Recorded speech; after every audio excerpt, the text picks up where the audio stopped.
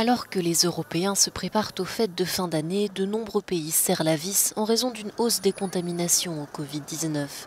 Au Royaume-Uni, Londres et une partie de l'Angleterre viennent de basculer en niveau d'alerte très élevé, ce qui implique la fermeture des bars, des restaurants, des hôtels et des musées.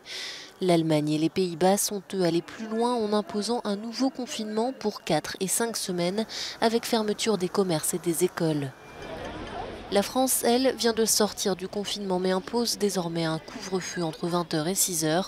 Certains secteurs s'estiment laissés pour compte, comme le monde de la culture qui manifestait mardi dans plusieurs grandes villes du pays. On ne comprend pas, il y a des inégalités par rapport au commerce, au métro, les lieux de culte, et puis nous on se retrouve à la rue mais dans le mauvais sens du terme, quoi. Donc on est enfermé un peu partout, et dans la tête, et dans l'âme, et dans l'esprit, quoi.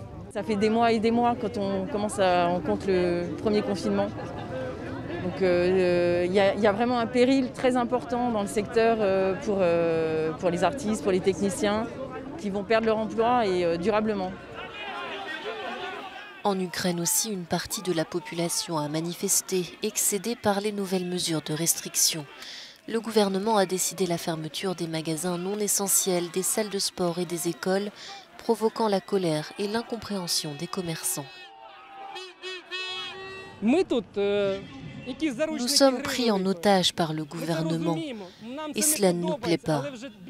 Nous demandons à être entendus depuis plus d'1 an maintenant, mais nous devons nous débrouiller tout seuls. Partout en Europe, l'équilibre entre santé publique et économie est de plus en plus difficile à trouver.